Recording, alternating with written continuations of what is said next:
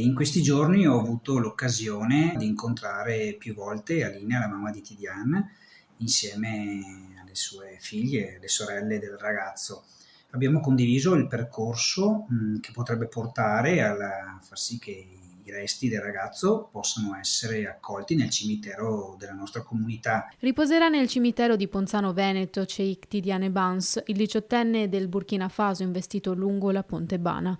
L'incontro con il sindaco Antonello Baseggio, che sentita la famiglia ha proceduto con le pratiche per ospitare in paese le spoglie del giovane ragazzo, nonostante risulti residente in Francia. Il ragazzo, come le sorelle, come la famiglia, ha sempre vissuto a Ponzano Veneto, poi la vita li ha portati in Francia, mentre il papà si era trasferito in Inghilterra.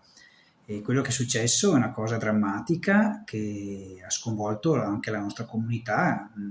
Tidiane viveva le nostre società sportive, viveva la nostra scuola, viveva il nostro territorio. Vogliamo che la morte di mio fratello non resti impunita. Allo sfogo di Buonemia Bans, fratello del diciottenne. Non si dà pace alla famiglia che si è affidata all'avvocato Paolo Pastre perché contraria all'ipotesi di archiviazione dell'accusa di omicidio stradale nei confronti dell'infermiera 48enne di Susegana, che per prima domenica mattina aveva chiamato i soccorsi nel vano tentativo di salvare la vita a Cheikh, deceduto a causa del trauma cranico riportato dall'impatto. Amareggiati, i familiari non vogliono che la morte del figlio diciottenne resti impunita.